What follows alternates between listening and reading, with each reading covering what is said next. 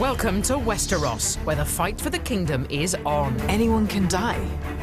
Where great families live and die for the Iron Throne. Your heart is in your mouth.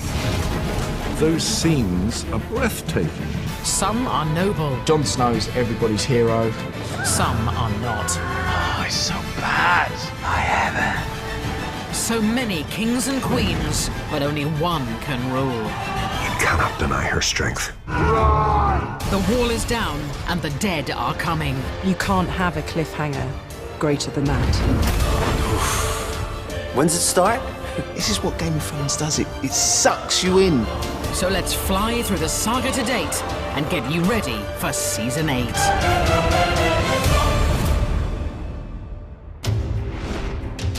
As Season 1 opens, it's the calm before the storm. King Robert Baratheon rules from the capital, King's Landing, but his days are numbered. To be king or queen in Westeros, you sit on the Iron Throne and you rule over the 7 kingdoms from King's Landing. Start the damn joust before I piss myself. He's locked in a loveless marriage and only chose his queen for her family's name to hold his kingdom together. On Robert's part, there's no love involved. Don't you get tired? Every day. It could have been anybody. It happens to be Cersei. I felt something for you once, you know. I'm very sympathetic to Cersei. I know. She was completely in love with him. She was in awe of him almost. And he turned into this semi-abusive drunk. Was it ever possible for us? Was there ever a time, ever a moment?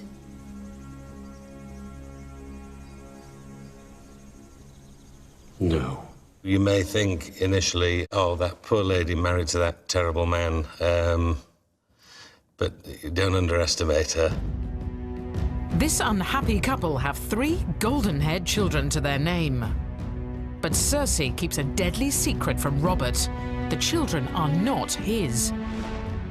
The truth will be discovered on a royal trip north, and it's here that our story really begins. The king has asked his old ally Ned Stark to help him rule. Ned and his wife Catelyn govern the north, fiercely loyal to the crown. The Starks stand for loyalty, integrity, bravery. They are really the moral compass of the show. They're the good guys, and they're the ones that you find yourself rooting for from the start. The couple have 5 children, 3 sons and 2 daughters, and the decimation of this happy family will reverberate throughout our tale. They're almost too innocent for that world. King Robert arrives with his queen, Cersei, and with them is the whole Lannister clan. That's Jaime Lannister, the Queen's twin brother. Oh, the Lannisters.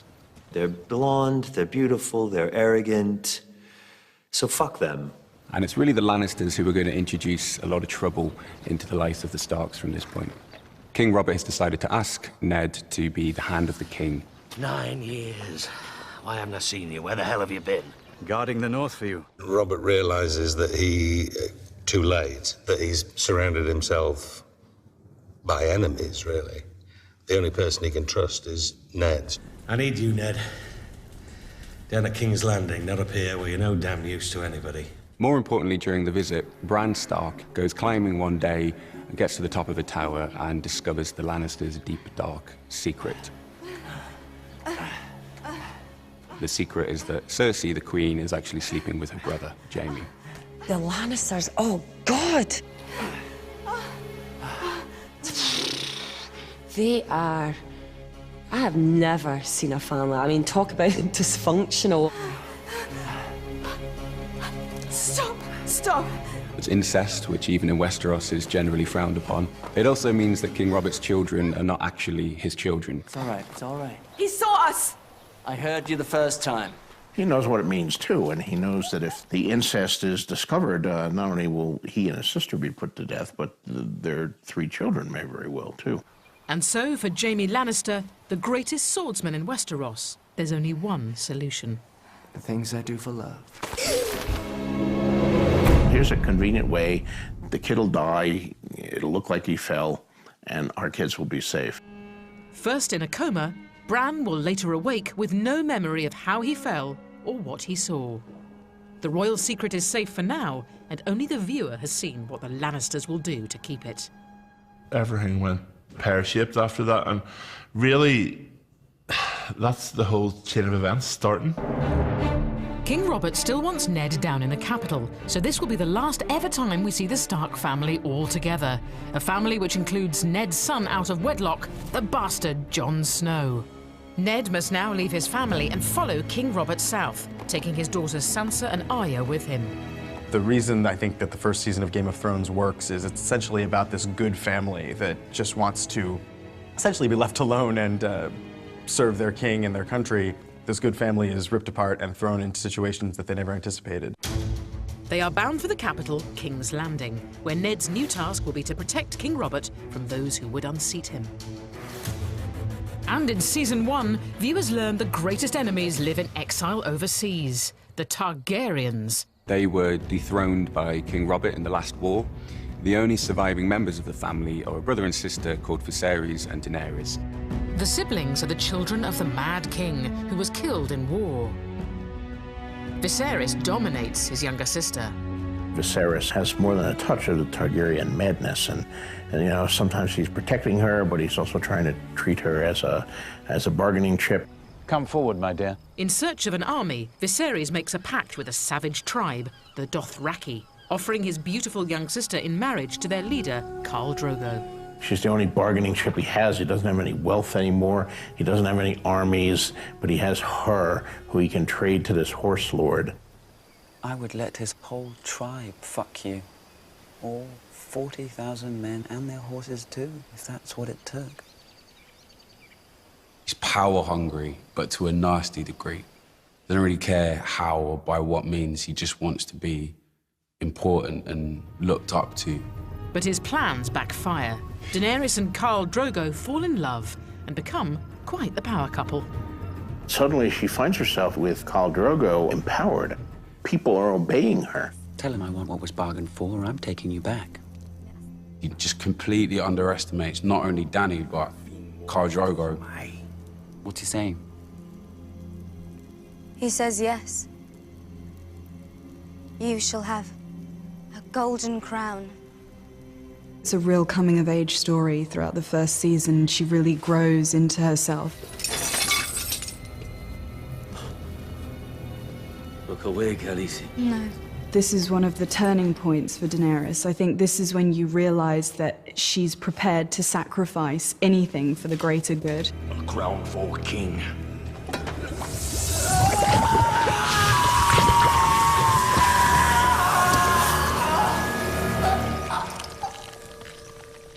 He was revolting. He was utterly, utterly revolting. And that was the moment that she escaped from her shell, when she became the woman and not the kowtowed girl. And as the Targaryens grow in power, we learn that King Robert faces another challenge to his northernmost borders.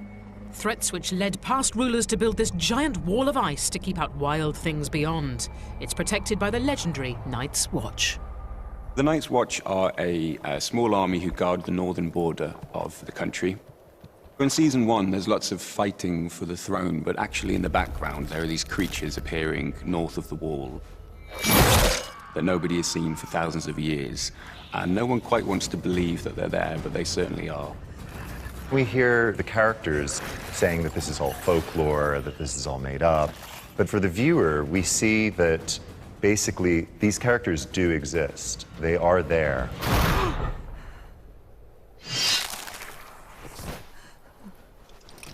I think the White Walkers are really terrifying, mostly because you're not 100% sure you know what they're capable of doing or what their motives are. They are a serious threat. In Season 1, in search of a purpose, Jon Snow ventures to the Wall and joins the Night's Watch, a leader in the making. Jon Snow's everybody's hero.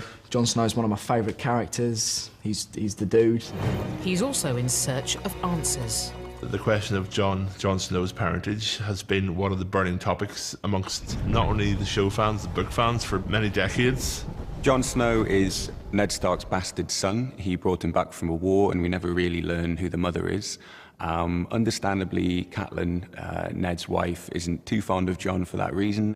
try as she may, she could never make peace with the fact that Ned was unfaithful. But down in the capital, King's Landing, Ned Stark has a much greater challenge to face. His daughter has fallen for Prince Joffrey. She's presented with marrying the future king, live in a beautiful castle, go to banquets, have beautiful dresses to wear, a fairy tale story. Ned has discovered the Queen and her brother are lovers, and this will be his family's undoing. When the king returns from his hunt, I'll tell him the truth. You must be gone by then. You and your children.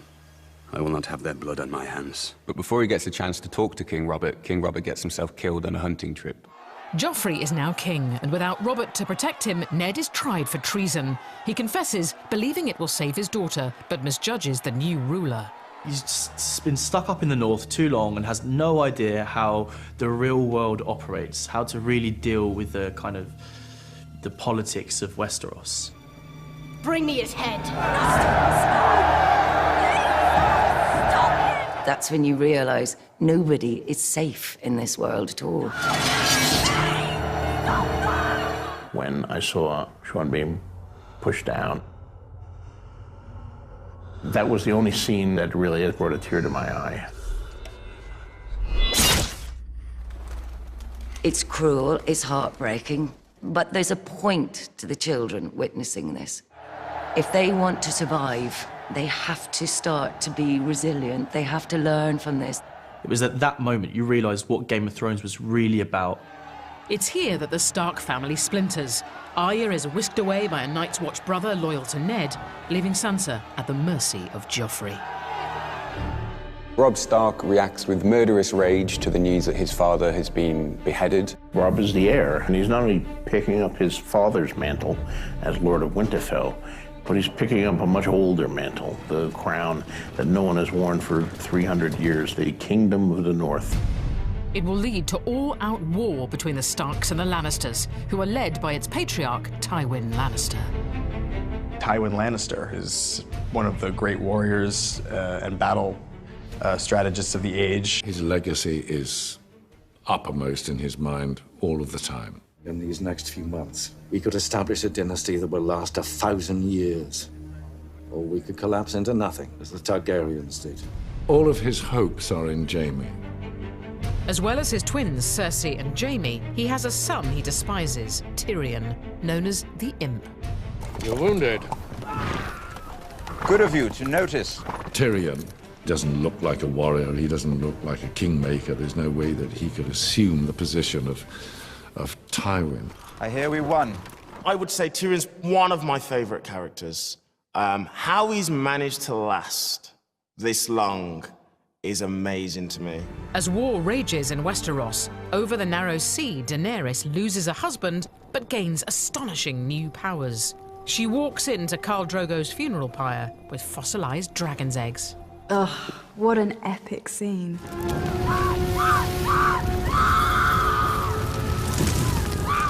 Season 1 ends with the sight of Daenerys emerging from a fire unscathed with her dragons hatched.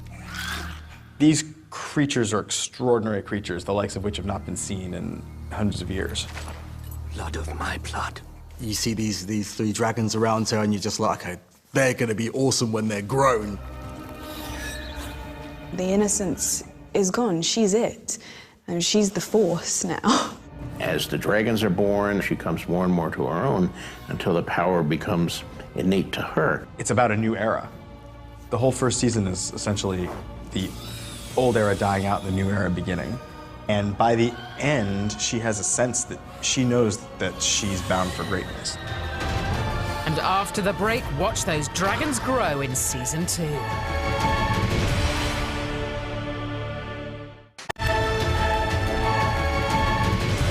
Welcome back to Game of Thrones, the story so far, where Season 2 marks a new reign of tyranny in the capital, King's Landing. Joffrey is brutalizing his subjects, as well as his bride-to-be, Sansa Stark. You can't! What did you say? Sansa has learned some painful lessons along the way. The chivalrous knights and gallant princes that she dreamed of. She got a gallant prince, and he turned out to be Joffrey. Killing you would send your brother a message. She's a prisoner in the worst place imaginable, enduring all kinds of psychological and sometimes physical abuse from these captors. Leave her face. I like her pretty. He's a bully, and we don't like bullies. Joffrey is a character throughout the series that the audience loves to hate. I had a disgusting lie about Uncle Jamie. And you? He's a despicable human being. Cersei's smart enough to realize that Joffrey is perhaps not what she might have hoped for. He's getting out of her control now, and he's a danger, in part, even to her and even to other members of the family. What you just did is punishable by death. Joffrey's enemies are everywhere. Chief amongst them, and just across the bay at Dragonstone, is Stannis, brother of the late King Robert, who believes the throne should be his. Stannis has learnt that Robert's children are Lannister bastards, which means that it is Stannis who is next in line. So Stannis Baratheon, who knows that King Joffrey is a product of incest, decides to send ravens out to all the corners of the Seven Kingdoms, letting them know the Lannister secret. In order to claim the throne, Stannis enlists the Red Priestess Melisandre, who is on her own mission to find the right ruler for Westeros. She believes Stannis is the savior of the worlds, basically. He's supposed to be on the Iron Throne. And her magical powers have no limits, I think. There's so much that we don't know that she can do. However, Stannis isn't the only one after the throne. His younger brother Renly also believes he has a claim, and so war is inevitable. The Iron Throne is mine, by right. All those that deny that are my foes. The whole realm denies it from dawn to the wall. They both think they should be king, but I'm on Stannis' side, so screw Renly. Rather than fight it out on the battlefield, Stannis finds another way to kill his brother, because family ties don't mean an awful lot in Westeros. The powerful sorcery of the Red Priestess is revealed when she gives birth to a sinister weapon. The Shadow Baby is basically just a way to kill Renly, and it comes out of me in a great way.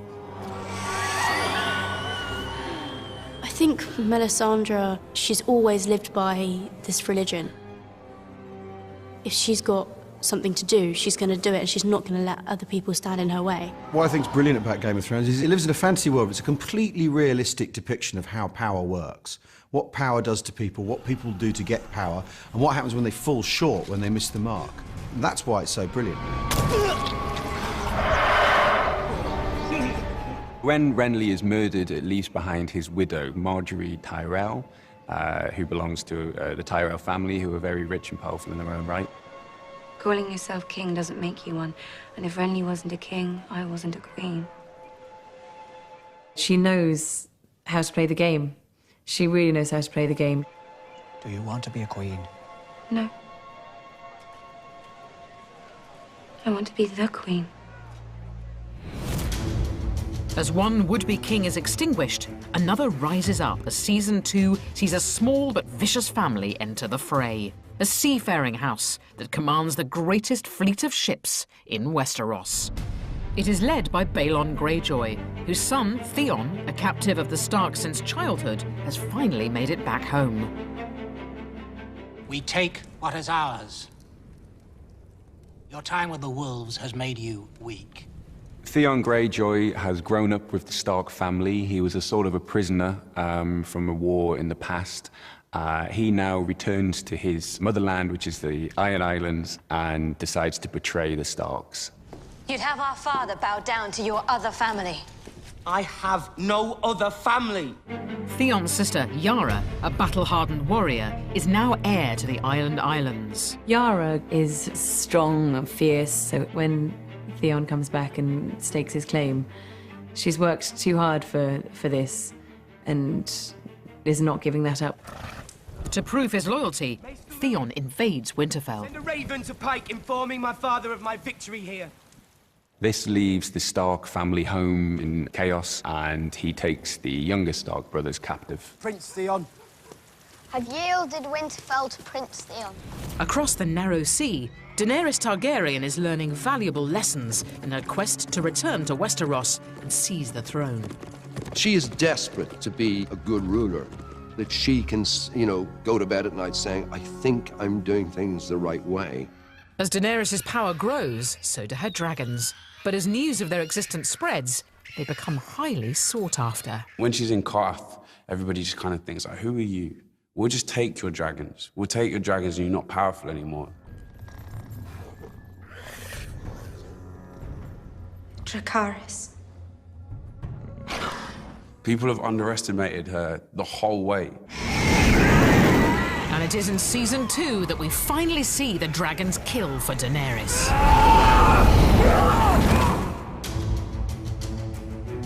As Daenerys gets stronger in exile, Jon Snow and the Night's Watch are on a mission beyond the Wall, where the true scale of the threat to the kingdom is revealed. Blow the horn. When will he come? The army of the dead is on its way, and it's going to kick off sooner or later, and really, you know, they've got to get out of there as fast as they possibly can. 1 blast for friends. 2 for foes. And 3 for White Walkers. The threat of winter coming is very much a myth to the people of the South. They're not really taking it seriously. They don't know about the undead and all the horrors that are coming towards them. 3 blasts. So what we learn in Season 2 is that the White Walkers are very much real. They're nothing like we've ever seen before in television. They're not just zombies, they're not just statues, they're walking ice cubes, basically. They're really bad and they're really scary. And it's literally, I think it's going to be a fight of ice and fire.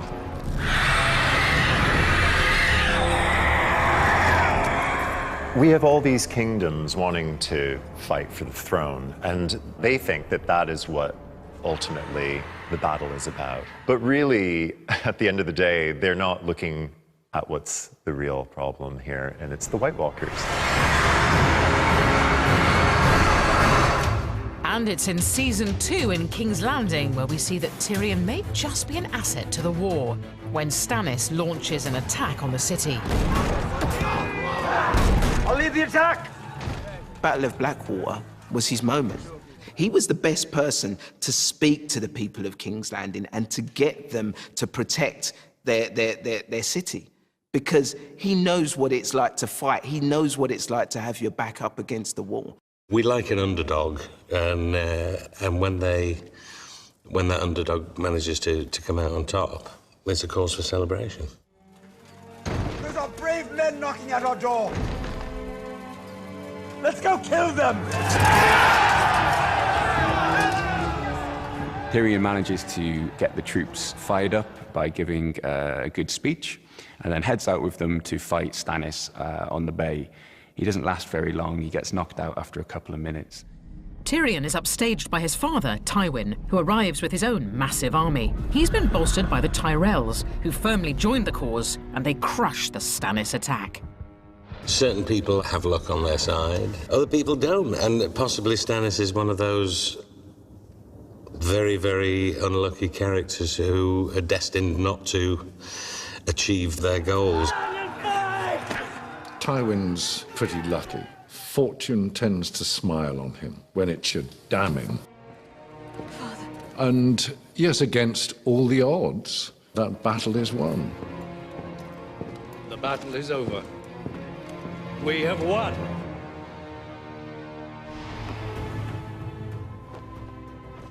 Season 3 begins, Daenerys has set sail on a mission.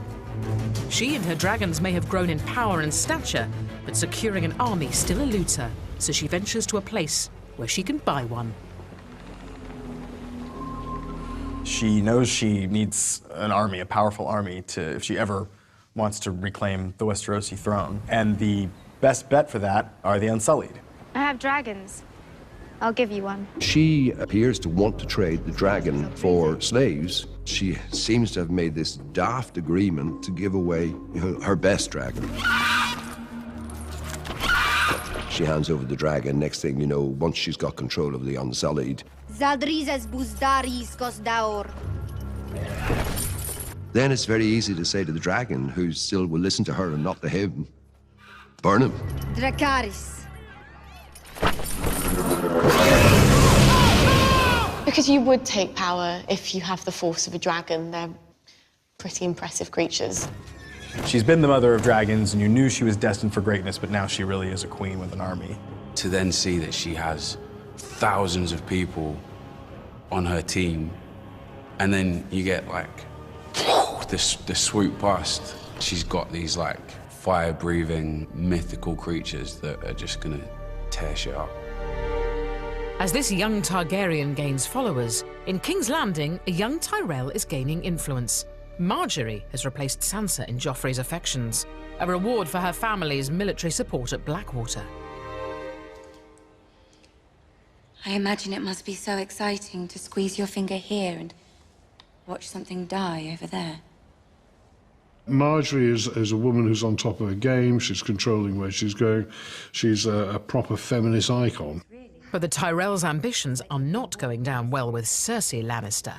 Olenna is the matriarch of the family, and she advises her granddaughter on how best to play the political game so that she might take power in King's Landing. To make matters worse, her soulmate Jaime is a prisoner of war. He is held first by Brienne of Tarth, then both are captured by a northern faction. Looks like your woman's getting the better of you.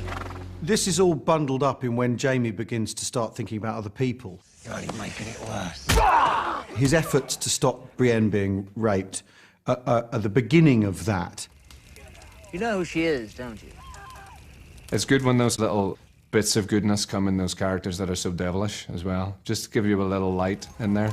Lord Selwyn would pay his daughter's weight in sapphires if she's returned to him. I mean, of course, it being Game of Thrones, it doesn't get him anywhere. Another one of those Game of Thrones moments which has so much more going on in it than just him losing his hand. He's the greatest swordsman in Westeros, we're told, so he can't do that anymore. He's now made a good friend in her, and he's seen a lot of things, and I'm sure he's questioning what being a Lannister is about as well. Yet without his hand, we see Jaime Lannister at his most heroic. The heartless knight who pushed Bran Stark from the tower finds new honor in Season 3. He's left her behind, he's abandoned her, and he's on his way to King's Landing, and then his captors mention that what's going to happen to her. And then he decides to return and save her. And it is in Season 3 that we witness the fearsome work of another powerful family, the Boltons, who are scheming to take control of the North. I think the Boltons want pretty much what everyone else seems to want, is power and status. Kill me! You're no good to me, dead. We need you. Ramsay, a bastard son of the family, enjoys torturing his enemies, including Theon Greyjoy, who he took prisoner when sacking Winterfell after Ned's demise. Historically, the Boltons have always been just under the Starks, kind of. The Starks have always been on top of them, so I think they feel that now is their time to rise. You don't look like a Theon Greyjoy anymore. It's unbelievable what Ramsay's capable of doing to people. Freak. He's just all about the mind. He's all about making you doubt yourself. He's all about getting in there and making you insecure and making you feel like you can't go up against him. Another hostage at large in Season 3 is Arya Stark, kidnapped by the Hound. The disgraced knight plans to find Arya's family and trade her for cash. Remember what happens to children who run. One of the great double acts of Game of Thrones is the Hound and Arya. Don't kill him! There's something so perversely magical about that pairing, sort of warped mentor-protege relationship that develops.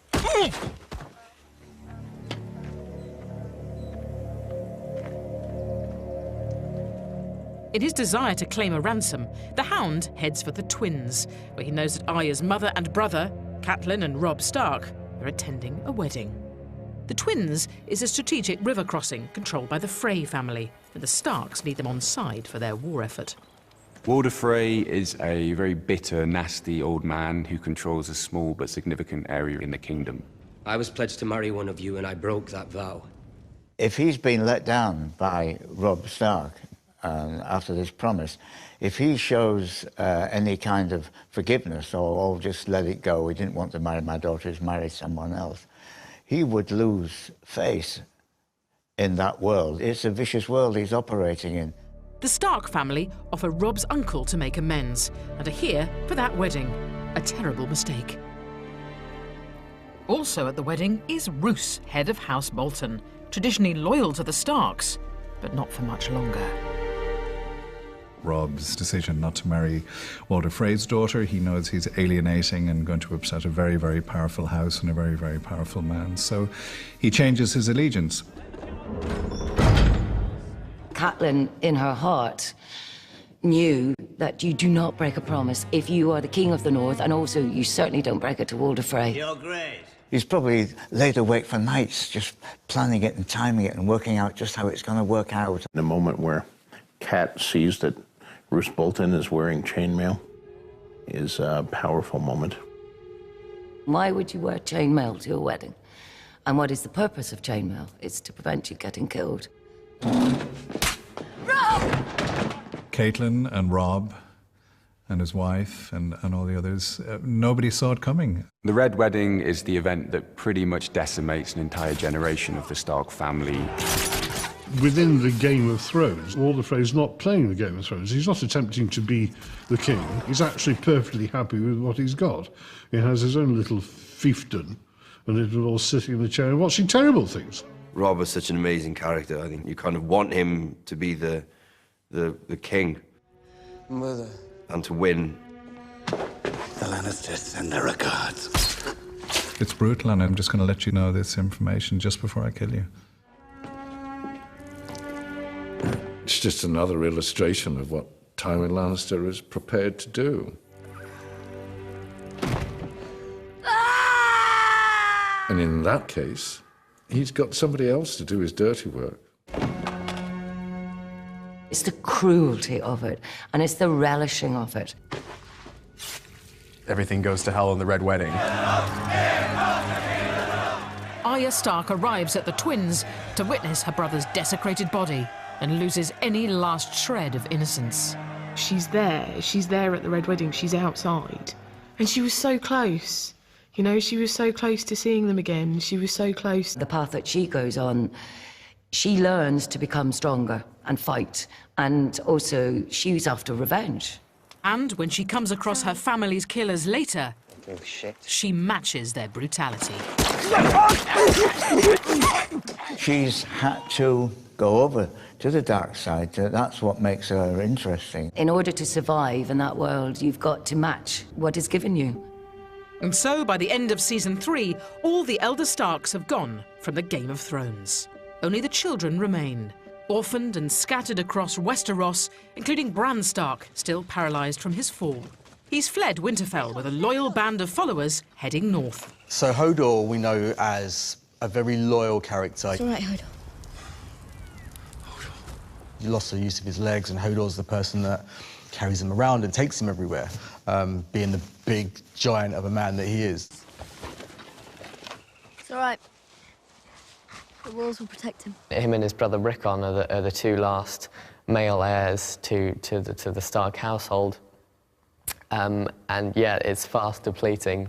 We're running out of Starks. I think it's all about, for Rickon and Bran, kind of sticking together and, you know, seeing how their adventures and their journeys play out to kind of find this lost happiness and this lost family that they're searching for. Bran Stark is very much on his own journey to discover the root of this ancient magic that's reappearing in the kingdom throughout the seasons. And yet, amid this loss comes a small victory. Unlikely hero Sэмwell Tarli stumbles on a weakness of the White Walkers. Sэмwell reaches for all he has to hand, an old dragon glass spear he once found in the ground. To his astonishment, it works. The spells are shattered and it's melting before him. And stay with us to see wedded bliss vanish after the break. He's choking!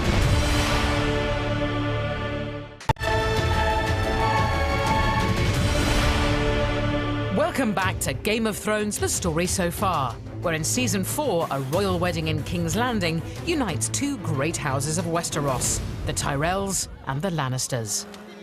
Season 4 begins with the wedding between King Joffrey and Marjorie Tyrell. And as we know from experience in Westeros, weddings are not happy occasions. It's full of injured parties with scores to settle. Chief among them is Oberyn Martell and his lover Ellarei Sænd. In that first meeting with Cersei and Tywin, Ellarei Sænd. My lord, my lady. they see Ellaria as being sort of scum. Can't say I've ever met a Sam before. Oberyn has a zest for life and all the beautiful things that the world has to offer. None of it is as beautiful as his own rage and taste for revenge. Oberyn is seeking vengeance for his sister's brutal death at the hands of the Lannisters. The rape and murder of women and children is considered distasteful. Oberyn has a massive grudge against the Lannisters and is sort of coming to the wedding to just sniff out what's going on and to get justice.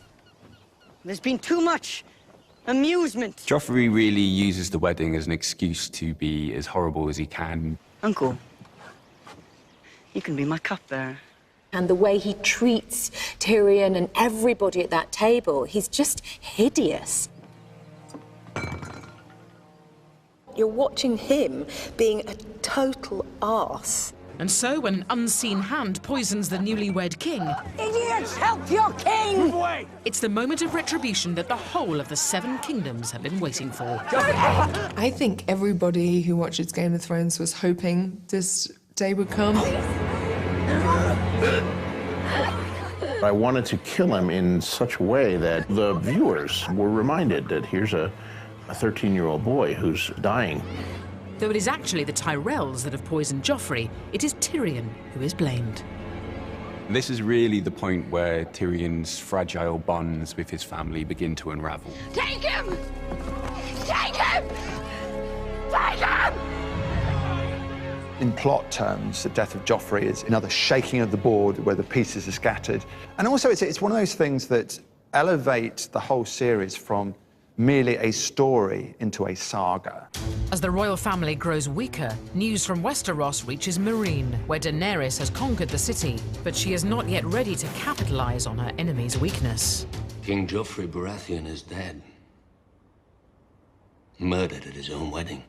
This would appear to be a really good time for her to finally make her play for the Iron Throne. She has the dragons, and she has the army, and she has the strength of character. But actually, she has new responsibilities now, and she has unfinished business where she is, and she's still trying to learn how to rule. And to compound matters, her dragons have grown so big that Daenerys has started to lose control of them. They get bigger as her power increases, the harder it is for her to manage. And that's where the story then has to go. All they're going to bring is complexity. And when one of the dragons kills a child and abandons her, Daenerys is left with no other choice but to chain the other two. She's just locked up her dragons, so can she unleash them again? And will they forgive her? Without the mighty force of her dragons, Daenerys is faced with a dilemma as to what to do next. She's definitely going through a sort of a dark night of the soul, I think, where she's trying to determine, have I got what it takes?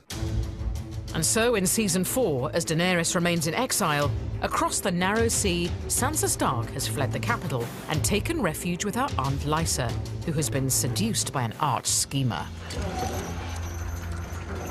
Littlefinger's playing a very chaotic game, and he thrives on that. Oh, my sweet wife. For Littlefinger, it's all about getting power, I think, and using Lysa as a pawn along the way. Sansa is witness to Lysa's murder and covers for Littlefinger. Sansa's one of these poor characters who's been mistreated all through the series. She's seen a lot of horrible, horrible things happen, and she's never been able to take control, and this is the first time that actually she's got nothing else to lose. He tried to reason with her, promised her she was the only one he had ever loved, but she stepped through those doors and she was... What you discover is that she's been learning this entire time. She's been listening, she's been watching. She's been taking Littlefinger's lessons to heart. So, from one Stark protege to another, Sansa's sister Arya is still the Hound's hostage, but they're now on an equal footing. Who would pass the bloody gate? The bloody Hound, Sandor Clegane. He's her captor, but he's also her protector. And, you know, she's seen his own pain and his own fear at times, and they've shared some dangerous situations. But when the Hound is gravely injured in battle, Arya is forced to strike out on her own. Fuck it. I'm ready. Now he's wounded and he's dying, and she's remembering all he said about mercy, and he's asking for mercy. And by mercy, he means, you know, a quick thrust to kill him. And she doesn't give it to him. Kill me. She won't put him out of his misery. She won't give him the easy way out. She's going to leave him there to suffer.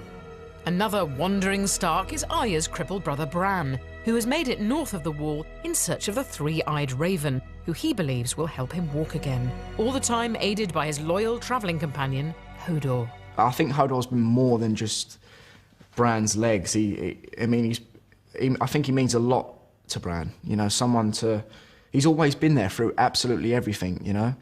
Even though he can't speak, he can only say one word, he's always someone that's looking after him.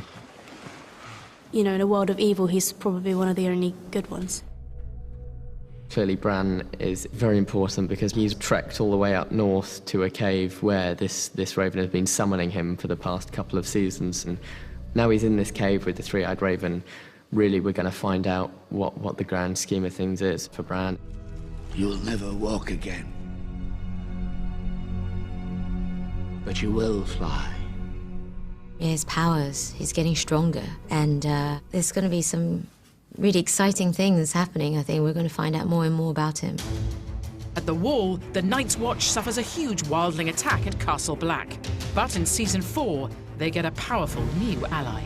Stannis Baratheon, who's been away licking his wounds after the Blackwater defeat, joins them with his vast army. The Battle of the Blackwater was a huge and crushing defeat at the end of Season 2, and it's taken them basically 2 seasons to sort of rebuild from that. And his arrival means that Jon Snow could have a new ally in the battle against the White Walkers beyond the Wall. If my father had seen the things that I've seen, he'd also tell you to burn the dead before nightfall. All of them. Season 4 draws to a mighty climax in King's Landing when the ultimate father and son showdown comes to a head. Tyrion is tried for murder. I'm guilty of being a dwarf. You're not on trial for being a dwarf. Oh, yes I am. I've been on trial for that my entire life. Finally, Tyrion just says, you know what this is about. It's because I'm a dwarf, you know? And it's absolutely right. That is what it's about. He's put on trial for a murder he doesn't commit. His father deserts him and betrays him. I demand a trial by combat. I mean, trial by combat, you can get someone to fight for your honour, so whether you're wrong or not, as long as they win the fight, that's what matters. He names Oberyn Martell as his champion. You're going to fight that? I'm going to kill that. I think Ellaria has total faith in the Red Viper, her lover's powers as a fighter. But the minute she sees the mountain, she doubts it. The one thing that he's ever lived for is to avenge his sister's death. And he knows that now that the opportunity is presenting itself, there is no question that he will get what he wants. You killed her children! And he does get what he wants by forcing a confession out of him. It's not exactly how he expected it. I killed her children! He still technically got what he wanted, you know? Then I raped her! Then I smashed her head in like this!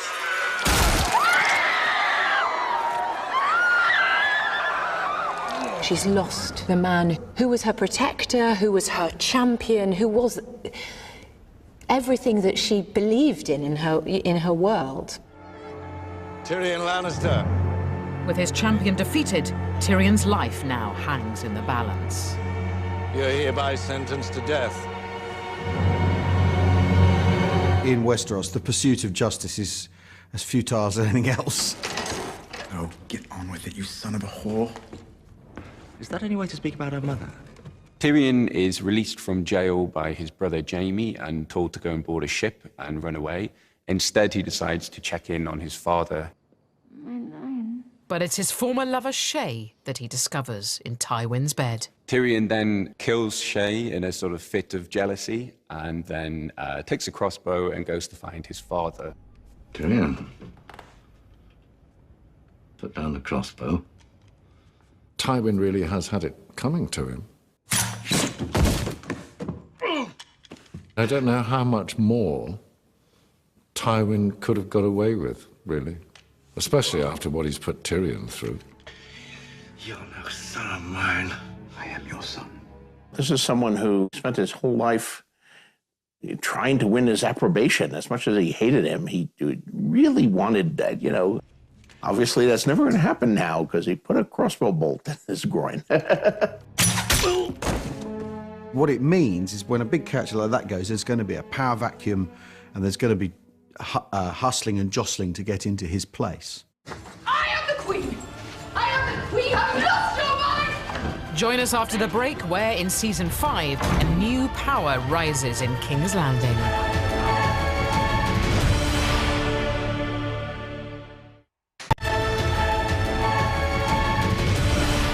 Welcome back to the story so far, where in Season 5, a royal wedding unsettles Cersei. Her son, Tommen, is now king and has fallen under the spell of his new queen, Margaery, much to Cersei's dismay. When Margaery come in his life, I think he was just enjoying life so much. Judging from the king's enthusiasm, the queen mother will be a queen grandmother soon. Wouldn't that be a lovely day? Him being king was just a whole new excitement, a whole new life. No. Cersei empowers religious fanatics to help her topple her rival, Queen Margaery. You can't do this.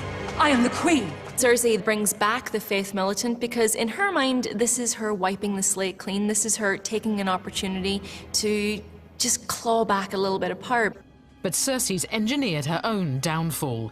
Royalty is no longer above the law, and fanatics come for her next. It's hard to see how anybody would be able to get the power back from the High Sparrow and Septonella. Move. There's another contender to power in Westeros, and it's religion. It's the power of the faith.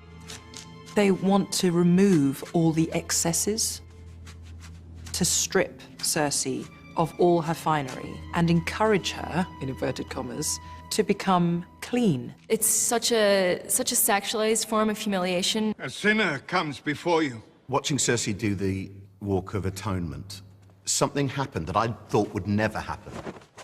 And that is I felt compassion. No matter what she'd done previously, she didn't deserve this. And so Season 5 sees her left naked before her subjects to atone for her infidelities.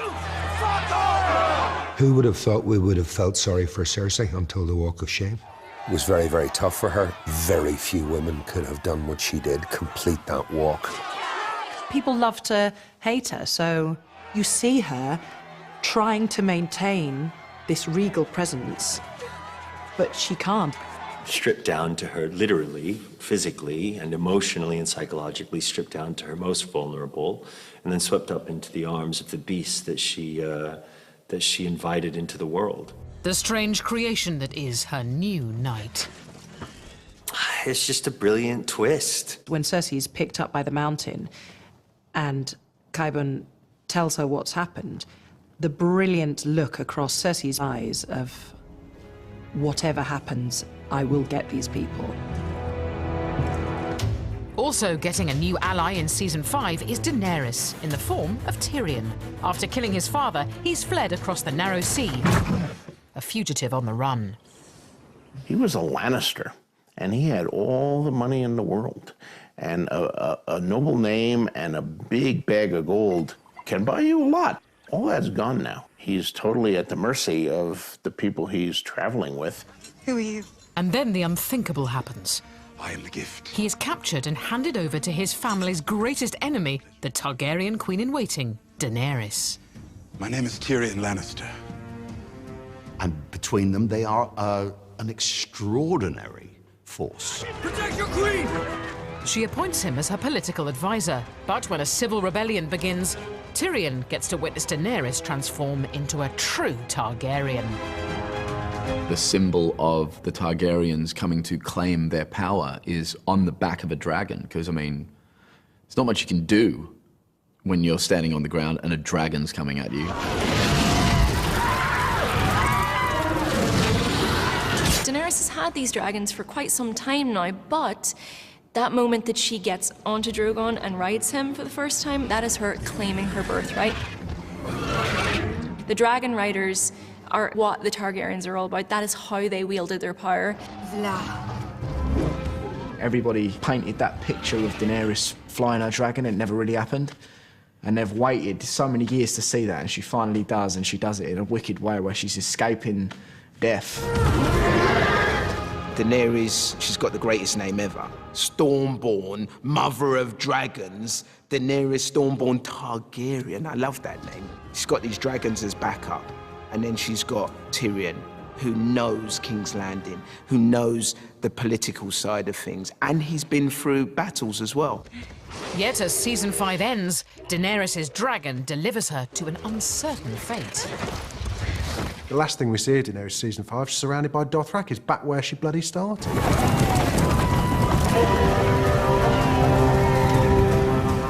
And season 5 is one of vengeance for Arya. The young Stark follows her mentor to Braavos to become an assassin. To serve well, a girl must become no one. Arya's relationship with Jaqen is fascinating. He is utterly mysterious, and she is seduced by his power. I didn't come here to sweep floors. No? Why come then? You said I could be your apprentice. The power of death, the power to choose who dies. And Arya uses her new skills to slaughter Meryn Trant, a name on her kill list of people who've destroyed her world. Arya's just a wee assassin.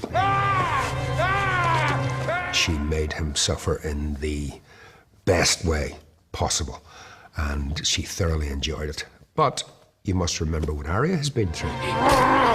There is a sense of vengeance rather than a sense of justice. As Arya explores vengeance, back home the battle is on for the Stark family home. Stannis Baratheon is marching on Winterfell, now held by the Boltons. But sometimes sacrifices must be made to ensure victory. He's going after something, and it's increasingly futile. In a desperate move, Stannis follows the advice of the Red Priestess, who promises him victory if he makes an unspeakable offering to the Lord of Light. She managed to convince him to burn his own daughter. That's one of the most chilling scenes, I think, of season 5. When he burns his child. She's believed in this god for so many years that I think that if it's not to do with the god, she kind of just blocks everything out. And I think that's what happened, is she blocked out the fact that she was going to be sacrificing a child. She was sacrificing the king's blood. Melisandre really did believe that Stannis was going to be the one who would bring everything together, and he was going to be the ruler of the Seven Kingdoms, and she's put a lot of her heart and soul into helping him. But it proves to be his undoing. His men desert him, and Melisandre, realizing all is lost, flees to Castle Black, Your Grace? leaving Stannis to advance to Winterfell on his own. Speak up. Can't be worse than mutiny. He's had a rough old time, Stannis, hasn't he? Because really he should be the king from after Robert Baratheon died. Every battle he loses, he becomes further and further involved with this kind of fantasy. And awaiting Stannis at Winterfell are the Boltons, who try to cement their position in the north with a tactical marriage to Sansa Stark. Orchestrated by master manipulator Peter Baelish. She shouldn't trust Littlefinger. I mean, why are you going to trust Littlefinger? I mean, it's... Jeez. He is the dodgy car salesman in Game of Thrones. Offers you everything and gives you nothing. May I introduce my son? Ramsay Bolton. Now that the Boltons have kind of established themselves at Winterfell, bringing in a Stark will really solidify their position in the north. But it's a huge miscalculation that traps her in another brutal relationship. Ramsay is a horrible, cruel, evil, power-hungry man. He took psychotic nature to another level. I mean, he went there and he went some. Oh, no, no, no. You stay here, Reek. You watch. Fellow prisoner Theon Greyjoy, aka Reek, is too terrified to help. I think we all thought he should have stepped in on the wedding night, let's be frank. With Ramsay distracted by battle, You're leaving it to me. Sansa is caught attempting to escape, and it's only then that Reek finds the courage to become Theon again.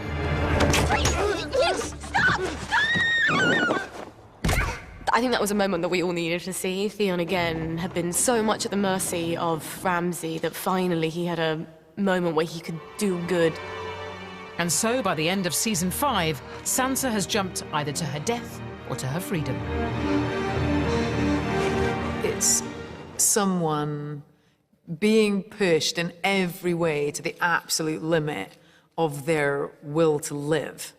And having come through that, she's obviously going to be quite a different person. As Sansa and Theon leap from the walls of Winterfell, nearby Stannis is facing defeat by the vast Bolton army. I think Stannis had given up. I think even before they'd gone into battle, I think he was going there to die. Fate finally catches up with Stannis when he comes face to face with Brienne of Tarth, who sought vengeance for Renly's death since season 2. She is probably the toughest person going about Westeros.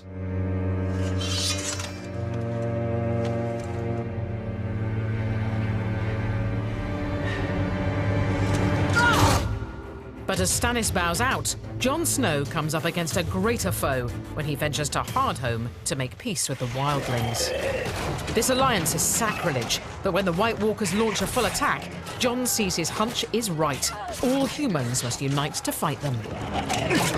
What's so great about the whole White Walker mythology is the way it has been building throughout the series.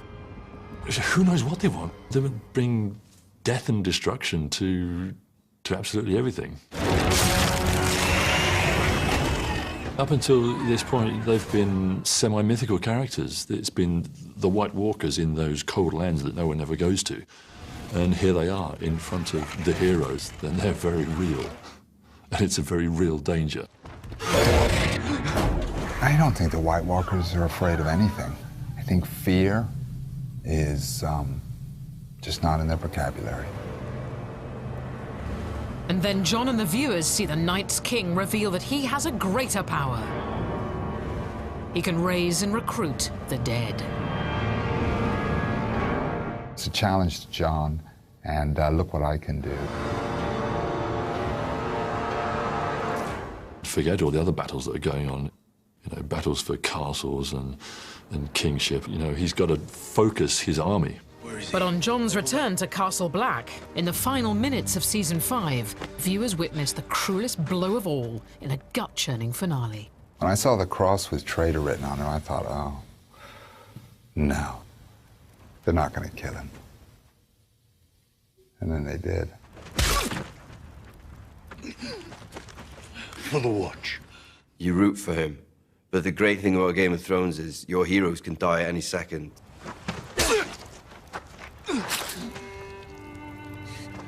For the Watch. They're all members of the Night's Watch, and no matter what one of their brothers has done, what they did was worse than what he did. And so season 5 ends on betrayal and death. Is this really the end for Jon Snow?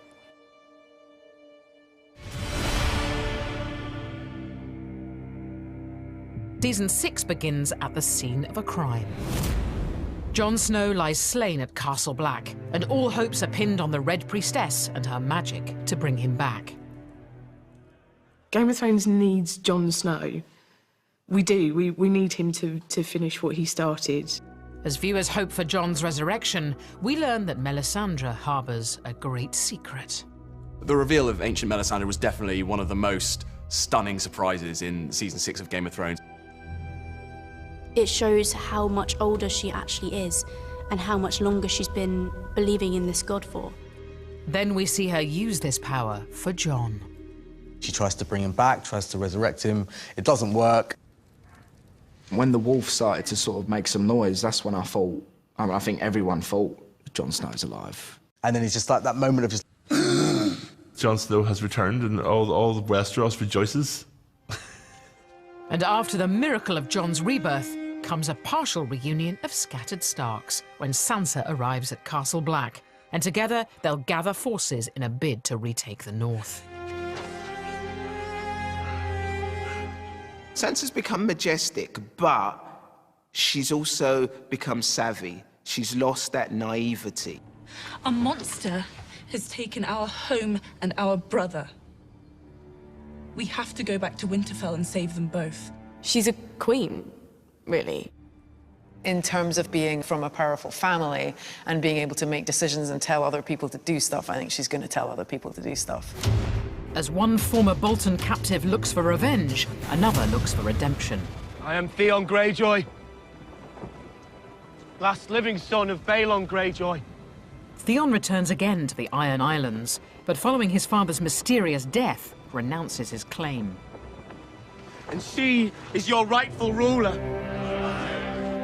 Theon, by backing Yara, shows that he's learned from his massive fall and humiliation and castration, and he's learned who is the more powerful person. I'm Euron Greyjoy. I claim the Salt Throne. But it's not all plain sailing for Yara. Her uncle Euron arrives and immediately scuppers her plan to rule.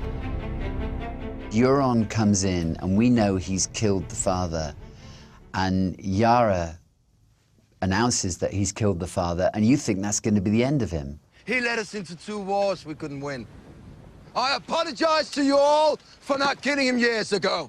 He is just the most insane creation. He's cocky, he's arrogant. He could start a fight in an empty room.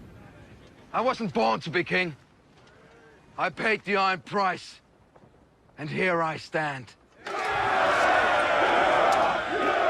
Or the men will still side with another man because he's shown such ruthlessness and cunning. With Euron crowned king, Theon and Yara flee, taking part of the fleet with them. They stole our best ships. They are headed across the narrow sea to join Daenerys, who's been a hostage of the Dothraki. But now burns their leaders and converts the tribe. The huge Dothraki horde. We're going to finally get a lot of different power factions coming together in a very scary, explosive way. And she bags herself a navy by forging an alliance with Yara, who pledges her fleet of ships. But as great houses unite for war, beyond the wall we learn more about the deathly foe which threatens them all. While time training with a three-eyed raven, Bran Stark uncovers a great secret. White Walkers were created from the first men. The Children of Forest invented the White Walkers to help protect their own race. It was an innocent defense to do that, but clearly it has gone out of control. And when the White Walkers come for Bran, there are terrible casualties. Hodor is a goner. Hold the door! Completely pure act of protection. There was nothing, there was no greater goal to what he did other than protect Bran. Everyone has basically just given in order to give way for Bran. And there must be a reason, right? We know he's become the three-eyed raven. But how is he going to use those powers? And as the three-eyed raven, Bran resolves a great start secret when he sees Jon Snow's mother is Ned's sister, Lyanna. You understand what Ned has been going through the whole time. He made out that it was his son, his bastard son, but it was really his nephew. But it confirms Jon Snow is still half Stark, and in Season 6, he and Sansa march on their family seat of Winterfell to fight Ramsay Bolton, in what goes down in history as the Battle of the Bastards. Ramsay's now top dog, having murdered his father and newborn brother. Now, if you want to save You're going to die tomorrow, Lord Bolton. When you play the Game of Thrones, you either win or you die, you know, and she knows it's about winning now. She's had enough of all the rest. It's time to win. She offers her insight. You think he's going to fall into your trap? He won't. He's the one who lays traps. She's lived with this man for a long time, and she knows that he is cruel to the core. Sansa's words go unheeded. Ramsay baits Jon with his hostage, Rickon. Run to your brother. It shows a lot about how Ramsay's mind works. He's calculating, he's always thinking about the next move. You know, it's very interesting how Machiavellian he can be as well. I think everybody who was watching that episode for the first time, I think they all thought he was probably likely going to make it. It was just kind of cut so short, and I think that's kind of what Game of Thrones is always about. Ramsay Bolton's like, yes, I've got you now, boy. Just in the middle of no man's land. That's what Game of Thrones does so brilliantly, is it's constantly pitting good moral forces against bad ones, and you don't just win because you're good. They were surrounded by the entire army. They were being driven into the mud. Ramsay should have won. He was much more conniving, much more cunning. And if it hadn't have been for Sansa coming in at the last minute, then he probably would have won.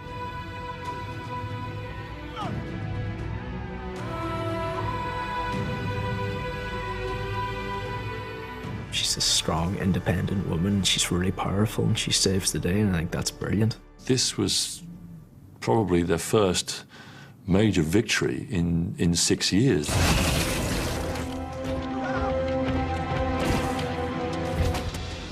They're suddenly inside the castle. Winterfell. It seems Jon will kill Ramsay. But he then leaves Sansa to take the scalp. There was only one way to kill him, and Sansa found the right way to do it. She knows what she's going to do, and she knows he deserves it. All memory of you will disappear.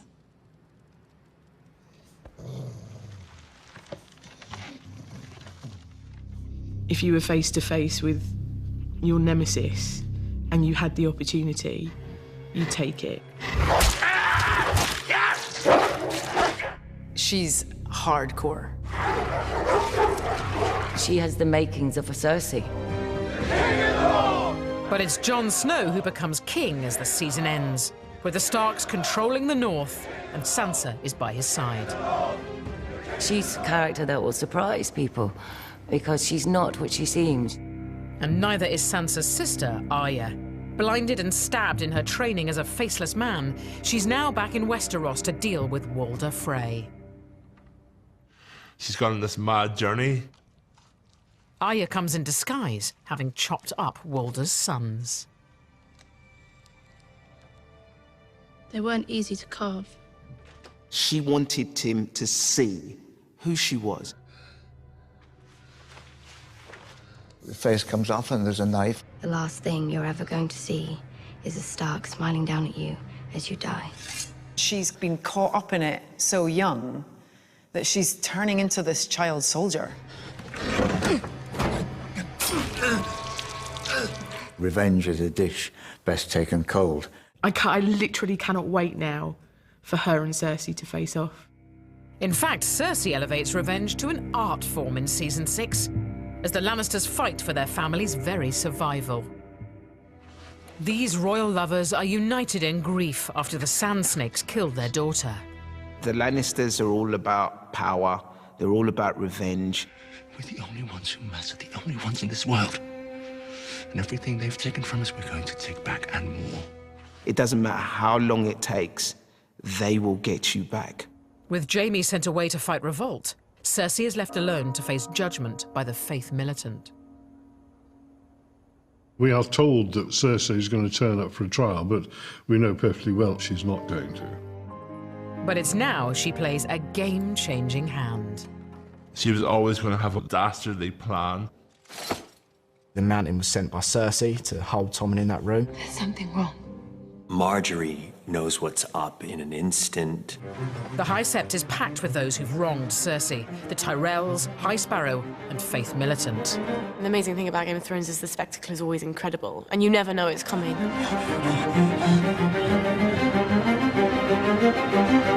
This isn't going to end well.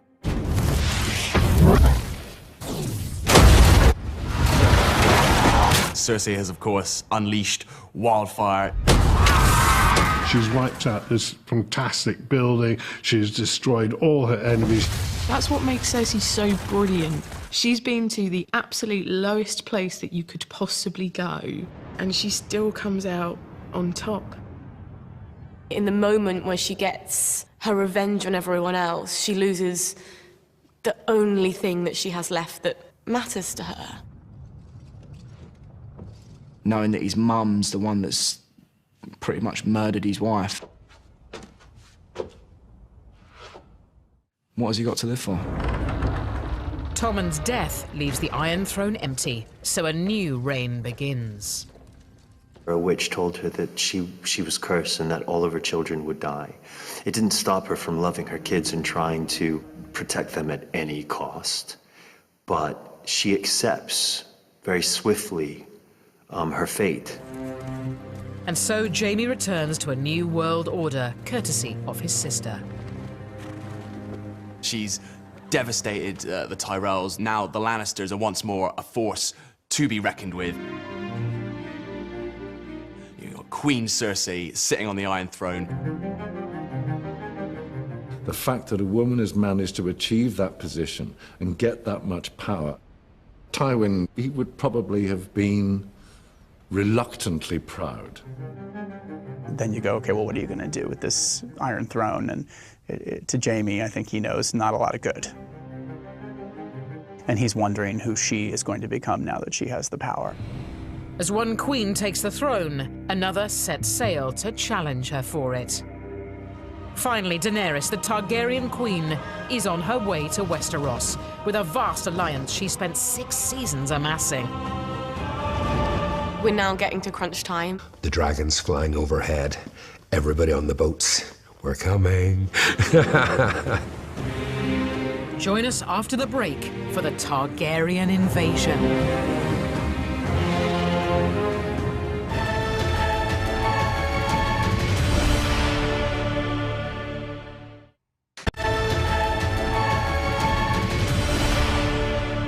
Welcome back to the story so far, where in Season 7, Daenerys finally lands on home soil, her birthplace, Dragonstone.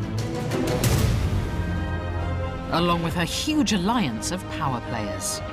To see this female character rise to power and get to the point where, you know, she's commanded thousands of men, it's so magical.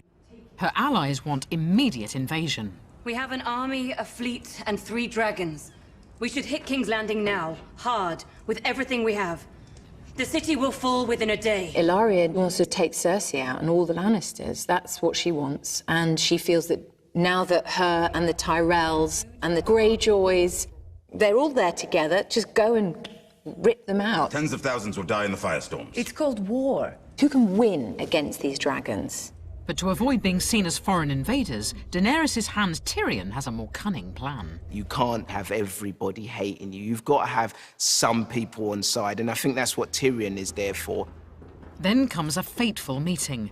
In need of more allies, Daenerys summons the king in the north, Jon Snow. He comes, but with his own agenda. He's learned there is dragonglass there. Jon's biggest goal is to prove to the southern part of Westeros that the Night King is real and that this threat is coming. The dead are the enemy. The dead.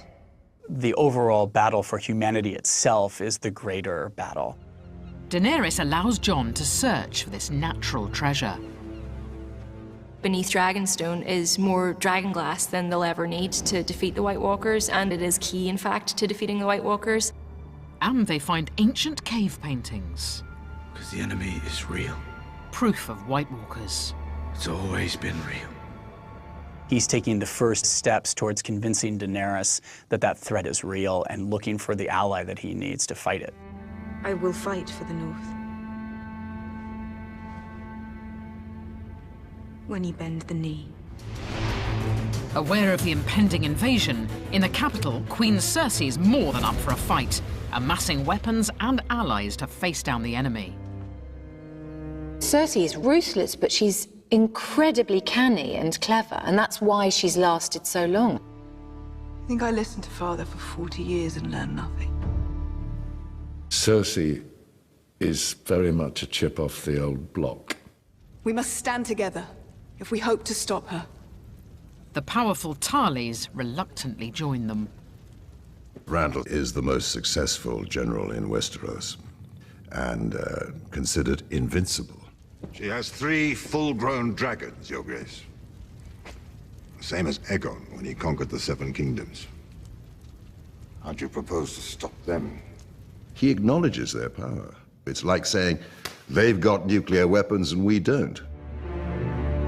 In fact, Cersei has 2 secret new weapons, a giant anti-dragon machine and an approaching wildcard with his very own fleet. I love Euron Greyjoy. He set his heart on Cersei. You invited the Greyjoys to King's Landing. Not all of them. Well, looks like all of them. He wants power. He wants to marry Serse Lannister. So here I am, with 1,000 ships and 2 good hands. So he says, well, okay, I'll bring you a present. I won't return to King's Landing until I have that for you. So he goes off with his fleet. Euron. He delivers a victory for Team Cersei, knocking out her enemy's armada. They get invaded by Euron and his madness. So swashbuckly. I mean, properly swashbuckly. He manages to encircle Theon and Yara's much smaller fleet, and he takes Yara prisoner. I have her. Come and get her. Theon escapes in a really embarrassing and cowardly way.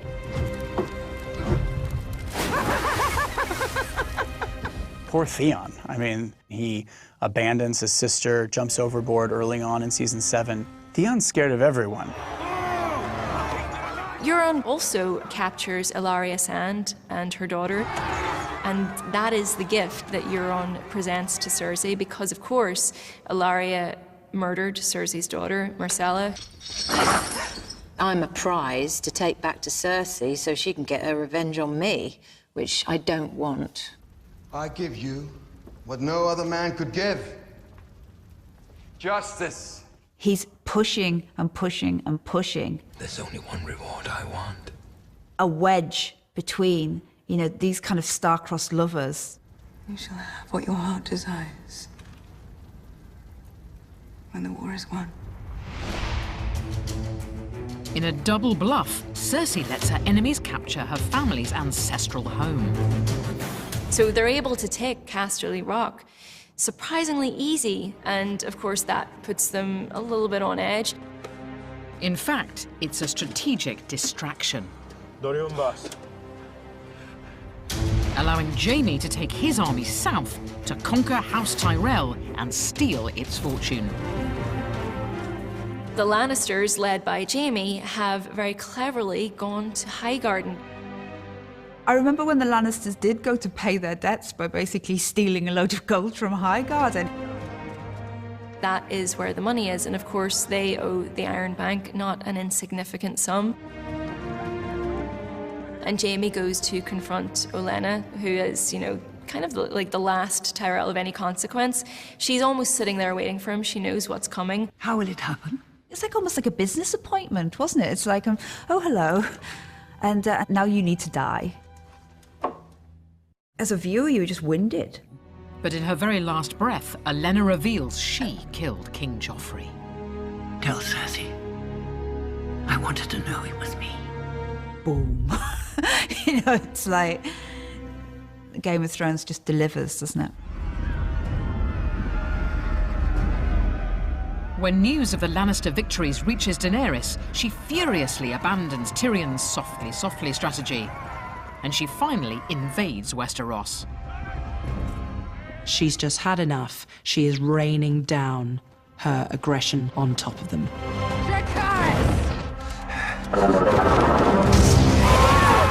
She's tired of being, you know, bottled up and being told that she shouldn't do this. This is who she knows she is. As the Lannister and Tarly troops are eviscerated, Jaime is confronted by the true scale of the Dragon Queen's army. He's looked into the face of the future of war, and they're on the losing side of it. They might have held against the charge of the Dothraki, but not when you've got a dragon flying towards you. Jaime makes this absolutely ridiculous decision to have one final joust and be the Queenslayer, forgetting that there's a gigantic dragon just over her shoulder. After Jaime escapes, Daenerys gives the survivors, along with Randall Tarly, a brutal ultimatum.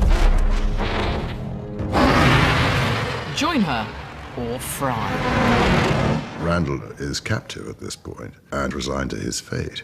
Step forward, my lord. He's unimpressed by Daenerys co-opting a foreign army of savages and laying waste to those that she encounters in battle. You will not kneel? I already have a queen. She needs to stake her ground here, and she needs to make examples of her enemies when they refuse to bend the knee so that she can do what she ultimately needs to do politically in this country. Dracarys. What sort of leader will Daenerys be? Will she be the fair ruler, or will she be the Mad King? Away from the fighting, the remaining Stark family is reunited in Season 7, as Bran and Arya finally make it home, to the delight of Sansa, the new Lady of Winterfell. They're not the people that they were, you know, they're not the kids that you know, had those cute little wolf pups back in Series 1. You came home. But it's not as harmonious as one would hope. They hadn't been together for so long, and they viewed the past in entirely different ways. I remember you standing on that platform with Joffrey and Cersei when they dragged Father to the block. They are sisters, but they could, in a blink, become sworn enemies. You should be on your knees thanking me. We're standing in Winterfell again because of me. You were expecting, you know, sisterly love and tears and all of that, and it was quite the opposite of that, wasn't it? And in the shadows, Littlefinger is stoking the tension between them. What do you think she's after? And you think, is this all going to implode from the inside? You stand accused of murder. You stand accused of treason. How do you answer these charges? Lord Baelish. But it all backfires for the arch-schemer as he's finally outwitted and beaten at his own game. The youngest wolves of the pack have found their way to unite and use all their skills together. None of you knows the truth. You held a knife to his throat. Bran has now been replaced by this three-eyed raven. You said I did warn you not to trust me. Who is this kind of all-seeing, all-knowing, kind of slightly sinister power. He just didn't see it. I mean, he is the puppeteer.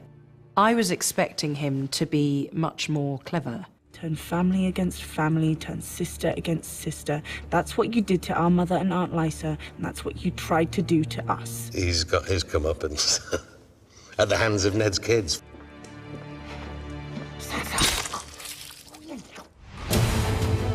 And even farther north, a vital quest has begun. In order to unite the warring kingdoms of Westeros against the true enemy heading their way, Jon Snow leads a mission beyond the wall. It's the plan to go north, capture a white, and bring it down south and just show people, for once and for all, that there is this threat. After bagging a white, they are surrounded. And it falls on Daenerys and her dragons to fly to the rescue. She's there to save Jon. There's a mad battle raging on all sides, but the moment the Night King just very slowly picks up an ice spear. This is a pretty massive moment.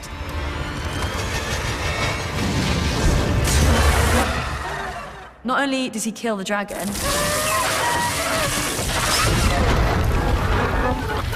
the Night King has gained one of the most powerful weapons imaginable. They escape with a captive white in tow, but it comes at a great cost, as the army of the dead swarm in to claim their prize. When you see him kill the dragon, you're devastated and you think that's it. When he revives the dragon and it becomes one of them, it's more than a turnaround. It's pretty devastating.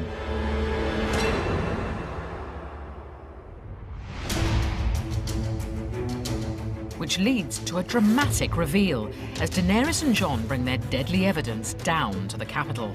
Against the odds, Jaime's persuaded Cersei to meet her enemies at a peace summit.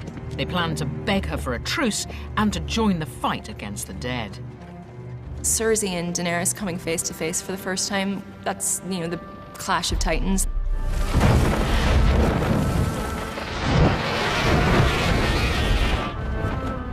There are so many of them at play there. You've got the Greyjoys, you've got the Lannisters, and suddenly Euron's so volatile. We are all facing a unique... Theon! I have your sister. If you don't submit to me here now... I'll kill her. When there's that first face-off and you've got Cersei and Daenerys over here... You have my word. The word of a would-be usurper. There is no conversation that will erase the last 50 years. We have something to show you. When the Hound releases the White... And the dead come out and go straight for Cersei. It is the visceral payoff that we've all been waiting for, and it is the theatrics that Jon and Tyrion intend. This is the only thing I've ever seen that terrifies me. It seems Euron Greyjoy is turning tail and deserting his queen. They call you bluff. They don't actually have anyone get killed in that scene. It becomes something else entirely. The darkness is coming for us all. And Cersei appears to support a truce. We'll face it together. When she agrees, you just think, oh, this is just going to go horribly wrong. In fact, nothing is as it seems. We'll meet at Lord Harroway's town and march together to Winterfell. So, Jaime.